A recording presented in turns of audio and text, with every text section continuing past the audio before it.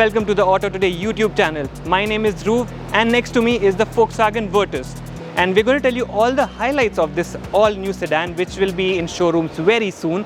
But before we get to that, do remember to subscribe to the channel and don't forget to click on the bell icon so that you get notified every time new content goes up on Auto Today. Although the Virtus has plenty in common with the Skoda Slavia, Volkswagen has packaged its sedan in its own signature styling that looks quite attractive in the flesh.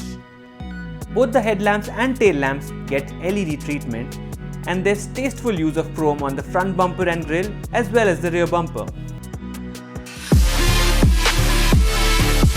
Like the Tiguan, you get a dynamic line with the 1-litre turbo petrol engine, which looks like this, the one in grey, and the one in red with the dual tone treatment, GT badging and black alloy wheels is the GT line with the 1.5-litre TSI motor.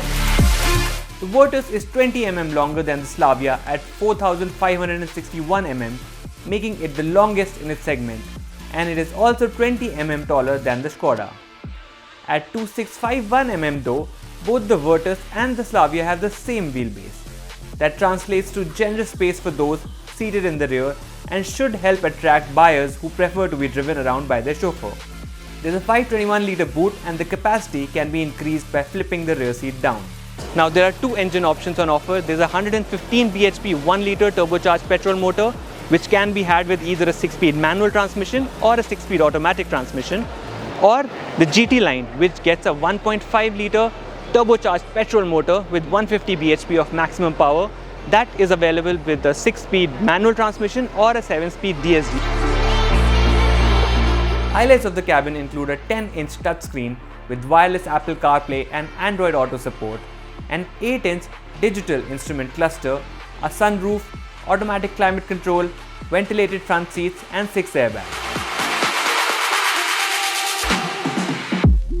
Volkswagen has opened bookings for the Virtus already, although there is still some time for the launch. The launch is expected to take place in May sometime.